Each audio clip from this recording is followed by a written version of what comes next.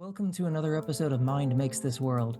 My name is Nathan Smith, and today I'd like to speak about one of my favorite psychologists, Hayao Kawai. Born in 1928, Hayao Kawai was the first Jungian psychologist in Japan. He earned a doctorate in education from Kyoto University in 1952, where he would later become an honorary professor.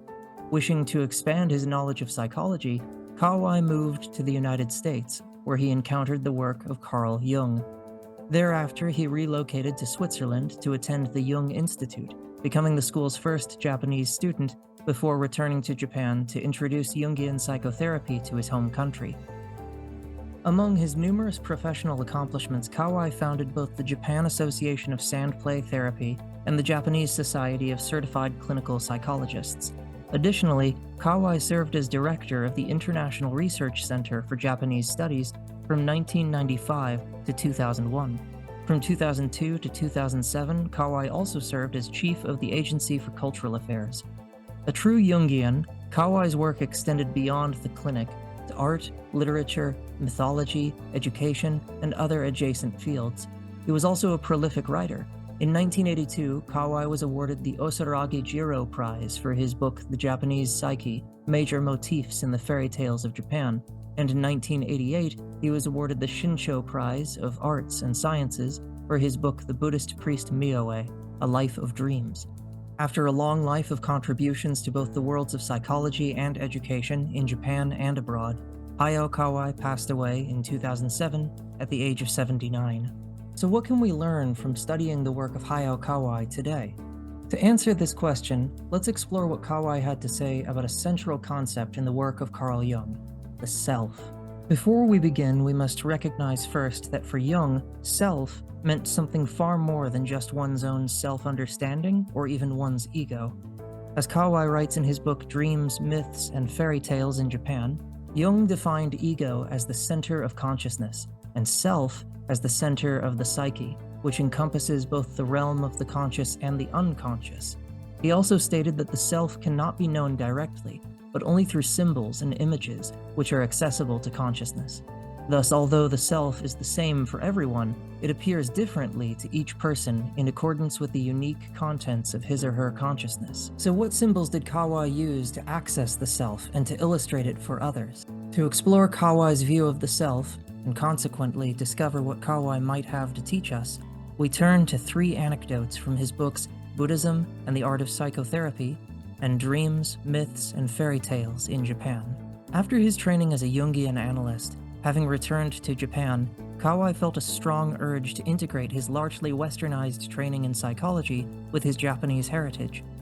For this reason, Kawai turned to, among other things, Buddhism, specifically a sect called Kegon in Japan, or Huayan in China. In Buddhism and the Art of Psychotherapy, Kawai describes exploring the Flower Garland Sutra, a famous scripture in Mahayana Buddhism, wherein he encounters the Vairocana Buddha, a perfectly silent yet mindful being who sits at the center of numerous echelons of chattering gods. The more I understood Buddhism, the more I found that my psychotherapy was deeply related to what Buddhist sutras deal with. I read the Avatamsaka Sutra, or Kegon Kyo in Japanese, which was the primary sutra for the Kegon sect.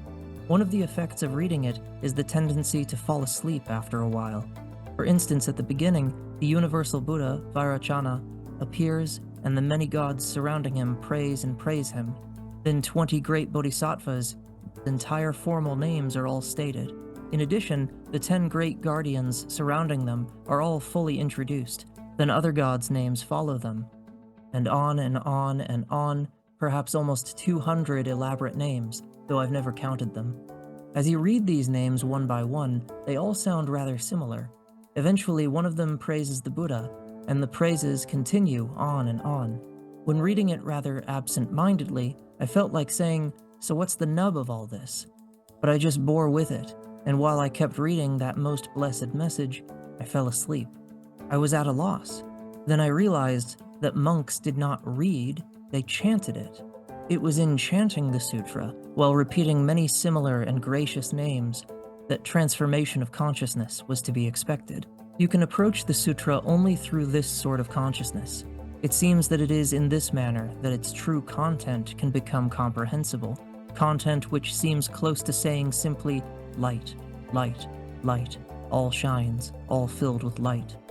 Elusive and almost ineffable, something is yet most certainly transmitted through this chanting.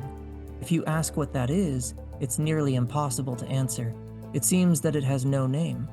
After all, the Vairocana Buddha, situated in the center of all this, surprisingly enough, says nothing, not even one word. The Avatamsaka is a voluminous sutra, but not one word is uttered anywhere in it by this Buddha Vairocana. One among the bodhisattvas surrounding the great Buddha narrates, receiving divine energy. During this time, Vairocana himself, rather than speaking, emits light from between his teeth.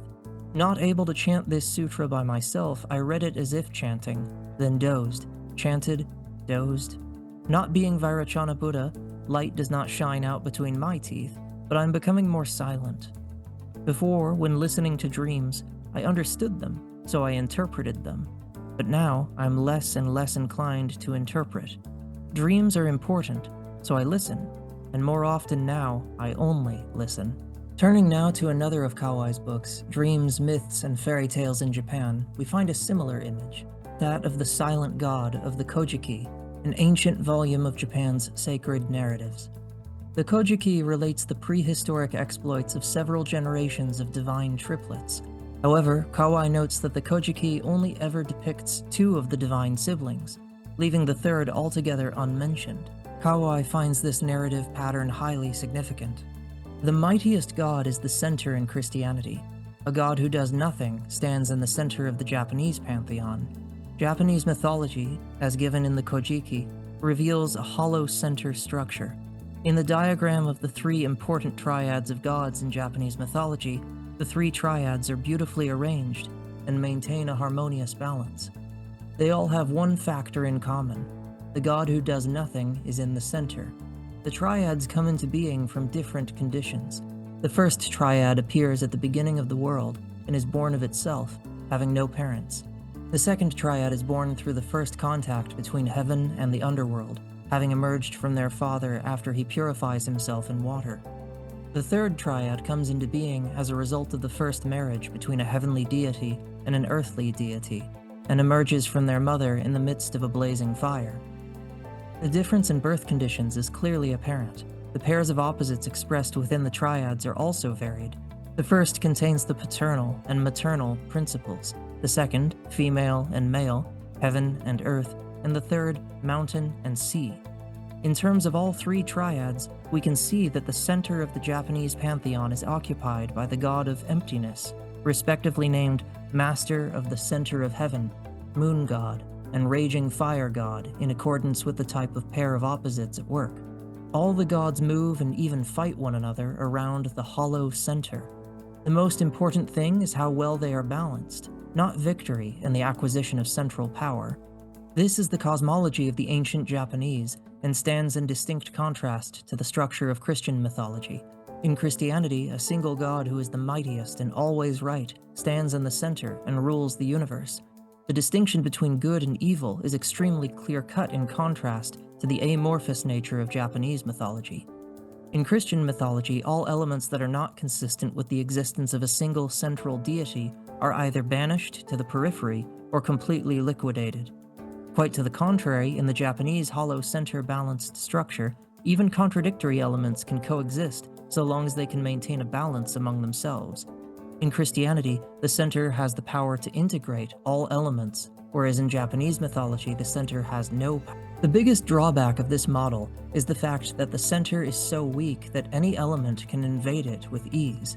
When the entire structure is kept in balance, the strength of the whole works to protect the center, but the slightest deterioration of the overall balance can result in the invasion of the center by any strong element, no matter how evil it may be. Take, for example, the case of the sun goddess and the storm god. When the sun goddess believes that she is right and her brother wrong, she stands her ground directly in the center. This situation does not last long, however, since the storm god takes her place after winning the contest. As soon as the storm god feels he is in the center, the whole balance of the universe is destroyed, causing the sun goddess to retire into the cave. Consequently, the effort of all the gods is required to restore the balance of the universe. The Japanese emperor is said to be a descendant of the sun goddess, but actually possesses the quality of the moon god in his capacity as the center of the people. It has been the role of the emperor to stand in the center as the symbol of emptiness. Throughout its history, we find that Japan is in turmoil whenever an emperor tries to exert his power to gain control over others. We will be able to understand the significance of not only the emperor, but many other phenomena in Japan as well when they are seen in terms of the hollow center balanced model. Finally, returning to Buddhism and the art of psychotherapy, we explore one last anecdote in the form of Kawai's experiences with a particularly resistant patient of his. As Kawai tells it, he was working with a very traditional Japanese woman who was proving unresponsive to whatever therapeutic approach he tried. One day, though he assumed she would be unresponsive to this as well, he invited her to try sand therapy, a Jungian method where the patient draws in sand, the results of which the patient and analyst then explore. To which the woman surprisingly assented. Trying not to push his luck, Kawai decided not to explore what she drew in that session. Instead, he thanked her for her participation and ended the session there. Inside, however, he was celebrating. Excellent, he thought. Now I can finally cure her.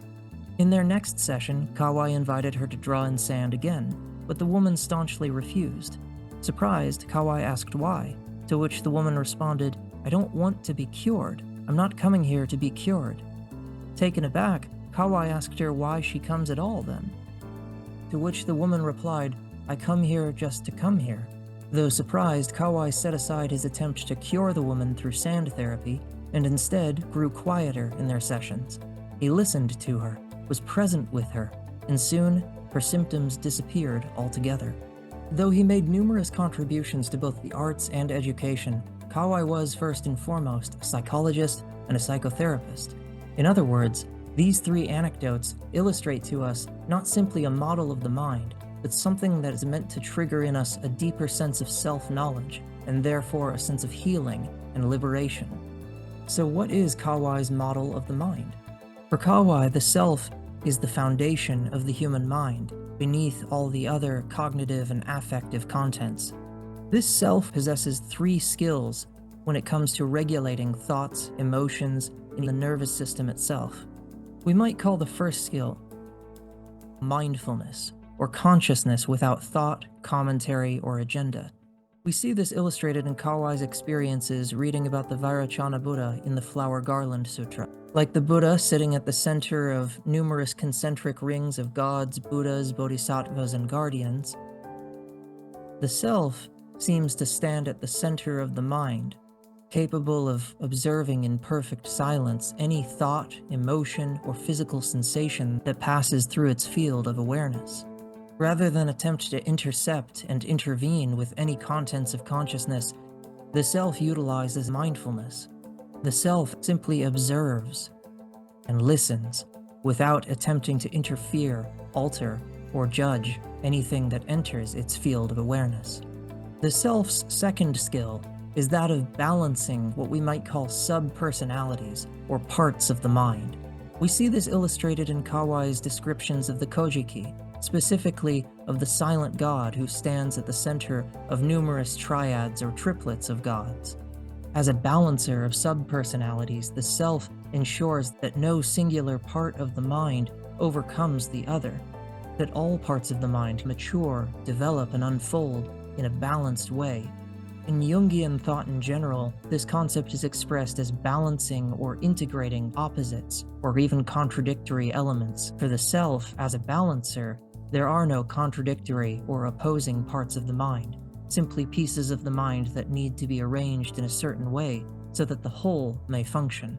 The third skill of the self is that of a healer of mental and emotional distress via catharsis and silent listening. We see this illustrated in Kawai's experiences with his resistant patient. Utilizing mindfulness, the self can act as a kind of listener for the contents of the mind. When a thought needs to be expressed, when a feeling needs to be heard, when a physical sensation needs to be experienced, the self listens, feels, experiences. The self allows the rest of the mind to flow, rather than repress certain contents altogether. It may be helpful to think of the mind as being composed of two layers. The lower, more foundational layer is something like a mirror. which simply reflects sensory data. It doesn't analyze that data, divide it up, or assign any sort of value judgment to that data. It simply draws it in and reflects it back. The second layer on top is where the analytic and discursive functions of the mind occur, which we could compare to a notepad, which takes notes on various things that it finds in the mirror, dividing up the reflections into neatly digestible chunks and evaluating them, assigning value judgments to them, deciding which contents of the reflection are good or bad, desirable, undesirable. In this model, the self would be the fundamental layer of the mind, this proverbial mirror that simply reflects what it sees, without judgment, without evaluation, without fleeing from it or attacking or trying to grasp after it. With this model of the mind in hand, we should remember that Kawai constructed this not through simply engaging abstract arguments, but by trying to explain his own experiences and those of his patients in the clinic. Therefore, we may ask ourselves if there are any methods that we can utilize for dropping beneath the dysfunctional mental chatter of the mind and centering in the self. In Buddhism and the Art of Psychotherapy, Kawai actually illustrates one possible method in his encounter with the Flower Garland Sutra. He describes the sutra as not a text to be read, but chanted. In chanting the text in a rhythmic and monotone way, Kawai falls asleep. However, in doing so, he discovers a method utilized by monks in order to, in a manner of speaking, silence their proverbial notepads. This is a technique comparable to what many refer to as mantra meditation, or the repetition, whether mentally or verbally, of a word or phrase. In doing so, a person takes that proverbial notepad, that discursive analytic part of their mind, and puts it to work by having it repeat a singular word or phrase in order to occupy it. Occupying this analytic part of the mind, the meditator is free to descend further into what we could refer to as the self, or the proverbial mirror of their mind.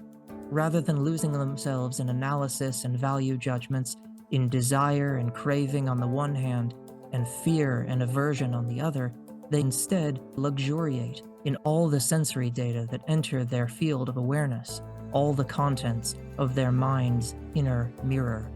Additionally, one can utilize visualizations, whether as complex as a full mandala or as simple as a color. Each of these techniques is meant to occupy the otherwise wandering mind, so as to give the meditator a taste of what it feels like to live centered not in the cognitive notes of their analytic mind, but in their very root, to be an existential mirror reflecting thoughts and feelings, their body and its physical sensations, and the world around them, to be rooted in their own self.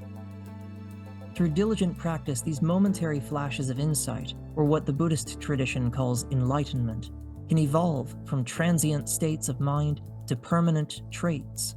Yet even one sufficiently meaningful meditative experience may be enough to illustrate to us just what it means to be a silent Buddha listening to the gods, to be an empty God at the center of warring siblings, or to simply be a therapist providing a patient what they may never have experienced until that very moment: silent, healing presence.